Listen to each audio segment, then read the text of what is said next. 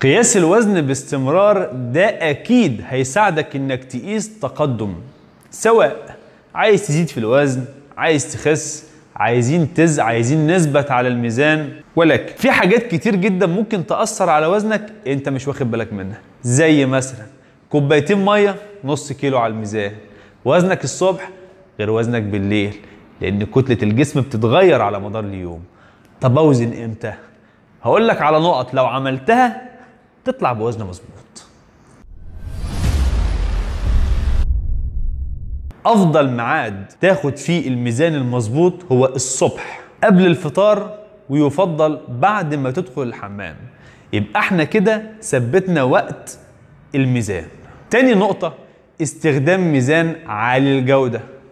يعني لازم يكون في ميزان عندك في البيت ثابت بتاخد دايما الوزن عليه، وتكون كمان متأكد من قياساته. ولازم الميزان يكون على حاجة صلبة، ما ينفعش يبقى على سجادة، لازم أرض صلبة. استخدام نفس الميزان دايما، لأن استخدام ميزان مختلف ممكن يعطي نتائج مختلفة، وده ممكن يحبطك. يعني مش كل ما تشوف ميزان تنط عليه علشان تشوف الوزن بتاعك، لا، كده ممكن ميزان يطلعك زي كيلو وميزان يخليك ناقص كيلو، وده ممكن يسبب لك برضو نوع من الإحباط.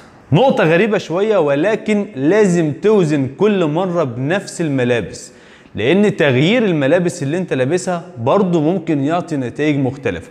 ما ينفعش مرة اوزن وانا لابس تيشرت نص كم، ومرة وانا لابس جاكيت مثلا، طبيعي هيطلع في فرق كبير جدا في الميزان، ومش هتاخد قياس مظبوط. حاول انك توزن كل اسبوع على الاقل، او كل 10 ايام، عشان تلاقي نتيجة صحيحة. لو بتتمرن بلاش توزن قبل التمرين وفي نص التمرين وفي بعد التمرين، لان هتلاقي ال3 مقاسات مختلفين طبيعي. لو بتتمرن بلاش برضو تعتمد اصلا على الميزان في اخذ او في الاعتماد على النتائج، لان ده ممكن يحبطك. طالما بتتمرن انت بيزيد كتلة عضلية وبتخس دهون، الميزان هنا مش هيبقى اكبر دليل على النتائج، ولكن يفضل انك تاخد مقاسات لجسمك، محيط البطن ومحيط الصدر ومحيط الرقبة، وتاخد صور ليك قبل وبعد.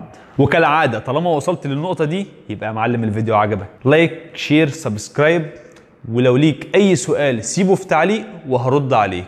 وكده يبقى احنا عرفنا امتى تاخد الوزن الصحيح ليك وليكي. مع السلامة.